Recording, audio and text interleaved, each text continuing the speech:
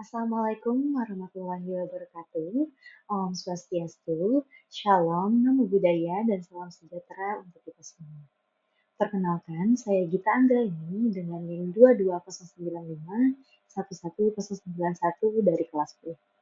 Pada kesempatan kali ini, saya akan memaparkan tentang cara penanganan kelahiran anak bayi untuk memenuhi tugas mata kuliah semester 4, yaitu Manajemen Kesehatan Bayi, yang diampu oleh Profesor Dr. Inengah Kertabesung, MSI, Fakultas Kedokteran Hewan Universitas Udayana.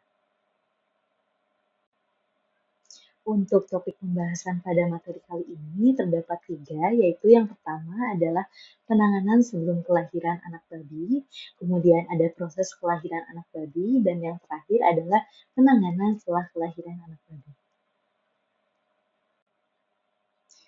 Untuk materi yang pertama adalah penanganan sebelum kelahiran, yaitu pemeliharaan induk babi saat kebuntingan. Seperti yang kita ketahui, masa partus dari induk babi sendiri adalah 115 hari kurang lebihnya. Kemudian apa sih yang perlu kita perhatikan saat sebelum kelahiran anak babi? Yang pertama adalah memberikan pakan yang bergizi lengkap. Pakan yang diberikan kepada indukan babi harus kaya akan nutrisi dengan air minum yang bersih dan segar. Kemudian yang kedua adalah menyiapkan kandang kelahiran babi. Babi yang akan melahirkan dipindahkan ke kandang lain 2-3 hari sebelum kelahiran. Itu untuk indukan yang lama atau yang sudah pernah melahirkan. Kemudian untuk indukan yang baru melahirkan sekitar seminggu sebelum kelahiran untuk membiasakan diri. Lalu yang ketiga adalah memisahkan dari indukan lain. Memisahkan babi indukan yang akan melahirkan dari indukan lain adalah cara agar meminimalisir stres dan mempermudah pemantauan. Kemudian yang keempat adalah memantau tanda-tanda persalinan. Tanda-tanda persalinannya sendiri biasanya gelisah, berubah-ubah posisi, menghentak-hentakan kaki, dan terjadinya penurunan nafsu makan. Lalu selanjutnya adalah proses kelahiran babi. Proses kelahiran babi sendiri terbagi menjadi 3, yaitu yang pertama stadium persiapan, yang kedua stadium pembukaan, dan yang ketiga adalah stadium pelepasan. Yang pertama adalah stadium persiapan. Untuk stadium persiapan terdapat beberapa ciri atau tanda, yaitu yang pertama perut terlihat turun ke bawah, urat daging di sekitar vulva mengendor, vulva membengkak, berwarna merah dan keluar lendir, dan inilah yang paling terlihat jelas. Kemudian ambing mengeras dengan puting berwarna kebiruan, nafsu makan babi pun akan menurun, induk mulai mengumpulkan sarang, dan air susu akan keluar kurang lebih 12 jam sebelum induk melahirkan. Seperti yang ada pada video di samping yang sumbernya sudah saya cantumkan.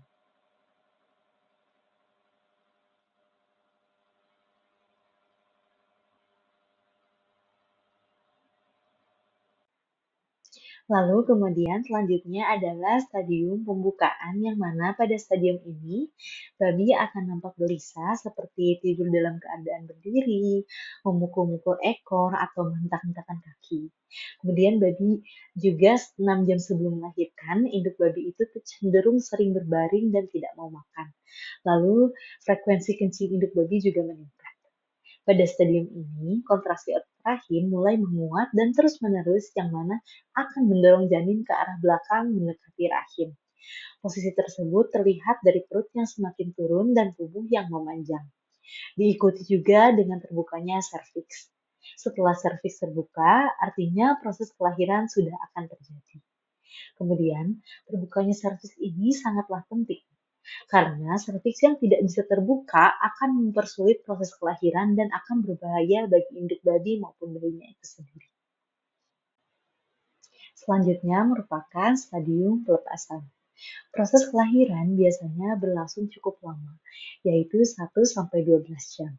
Di mana setelah mencapai stadium pembukaan yang diikuti adanya kontraksi rahim, janin akan terdorong keluar atau anakan babi tersebut lahir. Kemudian pada saat stadium pelepasan ini, pastikan babi dalam keadaan berbaring. Bila terjadi penundaan kelahiran, maka perlu diinjeksi dengan oksitoksin agar kontraksi otot bertambah. Jika induk kanibal atau memakan anaknya sendiri, segera pisahkan anaknya dari induknya. seperti yang bisa kita lihat pada video di samping yang sumbernya juga sudah saya cantumkan.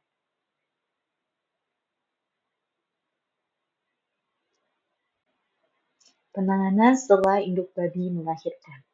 Pastikan plasenta tidak termakan oleh induk babi karena bisa mengakibatkan gangguan pada perut dan usus, serta memicu induk babi menjadi kanibal atau memakan anaknya sendiri. Lalu biarkan juga induk babi beristirahat sebentar.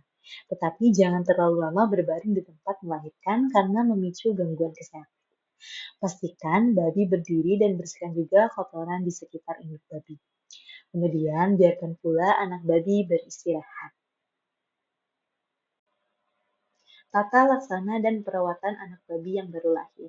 Di antaranya adalah membersihkan lendir pada anak babi agar tidak menutupi hidung dan mulut. Sebetulnya lendir pada anak babi mengering sendiri, tetapi takutnya sebelumnya menutupi hidung dan mulut sehingga babi kesulitan bernafas. Kemudian memotong tali pusar pada anak babi, lalu memastikan anak babi segera mendapatkan kolostrum dari susu induknya, kemudian memotong gigi, memotong ekor, pemberian zat besi, vaksinasi dan obat cacing, pembuatan tanda, serta kastrasi atau pengkebirian. Pemotongan tali pusar. Ikatkan benang steril sekitar 2-2,5 cm dari pangkal tali pusar untuk memastikan tidak ada risiko pendarahan melalui arteri tali pusar. Kemudian gunting atau gunakan pisau untuk memotong tali pusar di bawah ikatan. Lalu oleskan iodium tinctur keras di tempat pemotongan tali pusar untuk mencegah infeksi. Kolostrum pada anak babi. Pastikan anakan babi segera menyusu pada induknya karena kadar protein pada air susu pertama atau kolostrum jauh lebih tinggi daripada susu biasa. Semakin tinggi protein, semakin tinggi juga kadar imunoglobulin untuk pencegahan pasif terhadap infeksi. Kolostrum ini merupakan pertahanan tubuh pada anakan babi pada umur 10-14 hari. Setelah lebih dari 2 minggu, kadar kolostrum dan kekebalan pasif pada anak babi akan menurun. Pemotongan gigi pada anak babi. Pegang anak babi dengan tangan satu, di mana 3 jari menahan rahang dan ibu jari menekan leher dari belakang dengan tekanan yang berlawanan. Kemudian, masukkan jari telunjuk pada satu sisi dari mulut persis di belakang gigi jarum mendekati ujung lidah. Lalu, gunakan alat memotong gigi atau gunting kuku biasa untuk memotong gigi di atas garis besi. Pemotongan ekor pada anak babi. Panjang ekor yang dipotong dapat dari ujung hingga pangkal ekor, tetapi biasanya cukup untuk memotong 2/3 hingga 3/4 dari ekor. Pendarahan yang semakin sedikit terjadi apabila beberapa alat yang digunakan tumpul.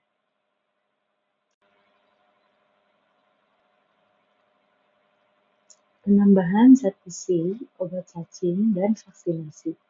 Penambahan zat besi pada induk babi setelah melahirkan dilakukan dengan harapan zat besi tersebut bisa berpindah ke anak babi melalui air susunya. Setelah agak besar, pemberian zat besi tersebut bisa dilakukan secara langsung melalui oral atau injeksi pada anak babi. Anak babi memerlukan 7 mg zat besi setiap harinya. Jadi, penyuntikan zat besi bertujuan mempertahankan hemoglobin pada taraf yang sangat tinggi sehingga mencegah munculnya penyakit anemia. Cacing pada anak babi biasanya tidak menunjukkan gejala klinis kalau infeksinya belum berat, sehingga pemberian obat cacing sangatlah penting.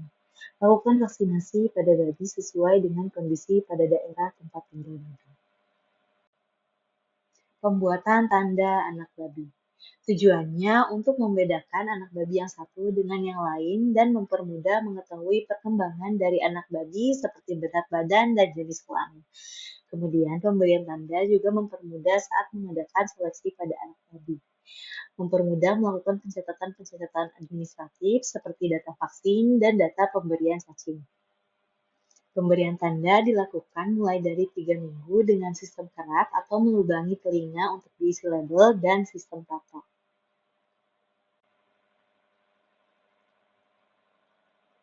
Kastrasi atau pengebirian. Kastrasi dilakukan pada umur 4-5 minggu. Semakin awal atau semakin dini dilakukan kastrasi, maka semakin bagus untuk anak babi. Lakukan sedini mungkin setelah testis sudah lengkap keduanya. Tujuan dari kastrasi ini sendiri adalah yang pertama mengurangi stres dan mengurangi pendarahan, mempertahankan kualitas daging yang baik dan penimbunan daging dan lemaknya lebih cepat, agar pejantan yang tidak digunakan lagi untuk membuahi dagingnya tidak berbau, menghindari babi jantan yang berkualitas jelek, mengawini calon indukan babi yang bagus, serta untuk menjinakkan babi jantan yang mempunyai sifat buas atau kanibalis. Penyapihan pada anak babi. Secara normal, anak babi disapih umur 8 minggu dengan perkiraan berat 14 kg, sehingga babi bisa beranak 2 kali dalam setahun. Jika babi beranak 3 kali dalam setahun, maka bisa disapih pada umur 6 minggu. Umur penyapihan tersebut berdasarkan beberapa faktor, yaitu yang pertama faktor induk, yaitu pada bobot badan dan kesehatan, apakah induk terlalu kurus, apakah induknya sehat. Kemudian yang kedua adalah faktor anak, kesehatan dan pertumbuhannya apakah baik. Kemudian faktor peternak, ekonomi yang diimbangi dengan tata laksana yang bagus. Penanganan anak babi umur 3-10 hari. Anak babi yang berumur 3-10 hari merupakan masa-masa yang paling kritis dan rentan mati. Maka hal yang perlu diperhatikan adalah anak babi gampang terpengaruh cuaca sehingga diperlukan lampu sebagai penghangat. Kemudian pastikan anak babi tidak tertindih atau terinjak induknya. Lalu pastikan juga tidak terjadi mastitis, metritis, agalaktinae pada induk babi sehingga air susu tidak keluar atau konstipasi yang menyebabkan anak babi mati lemas. Lalu penanganan pada anak babi yang kehilangan induk atau induknya mati. Yang pertama, diberi susu sapi atau susu formula. Sebenarnya cara ini sering gagal karena susu sapi atau susu formula tidak mengandung kolostrum yang sangat dibutuhkan oleh anakan babi untuk kekebalan tubuh mereka. Kemudian dititipkan pada induk lain. Agar diterima oleh induk babi lain, caranya adalah dengan menempatkan semua anak babi di suatu kotak dalam jangka waktu kurang lebih 2 jam, kemudian diberi aroma yang sama dengan induk sabunnya. Sekian yang dapat saya sampaikan.